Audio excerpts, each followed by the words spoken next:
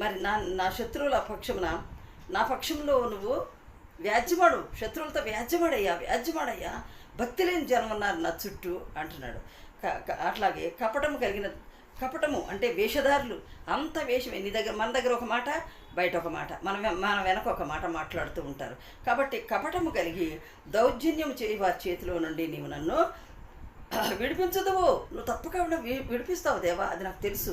అయినప్పటికీ నీవు నాకు దుర్గమైన దేవుడవు, నన్ను త్రోసేసేవి ఎందుకు అని అడుగుతున్నాడు. చూడండి, అతను ఎంతో బలమైన విశ్వాసి, దేవునితో మాట్లాడుతూనే ఉన్నాడు.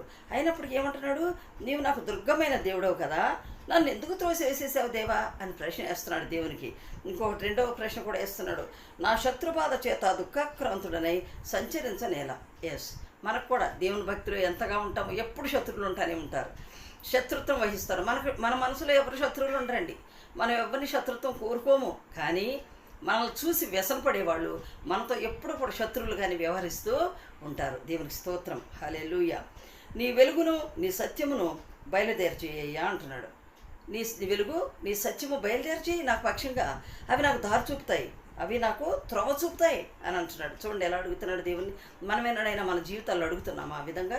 ఇంత మంచి మాటలు మరి ఆ మహారాజులే, ఆ భక్తులే అడిగినప్పుడు మనం దేనికి పనికిరాని చెత్త వంటి వారము మనం అడుగుతున్నామా? మనలో గర్వము, పొగరు, ఒగరు అన్నీ మనకి సమకూడు ఉన్నాయి. కాబట్టి వాటిని తీసివేసుకొని దేవునితో మనం జాగ్రత్తగా, ఆయన మన దుర్గమని నమ్మి ఆయనతో మనము నడవలసిన వారమై ఉన్నాము. వెలుగును నీ సత్యమును బయలుదేర చేయము, అవి నాకు త్రోవ చూపును. అవి నీ పరిశుద్ధ పర్వతములకును నీ నివాస స్థలములకును నన్ను తోడుకుని వచ్చును. చూడండి, నువ్వు ఏం చేస్తే నీ వెలుగును నీ సత్యాన్ని నా వైపు పంపించినట్లయితే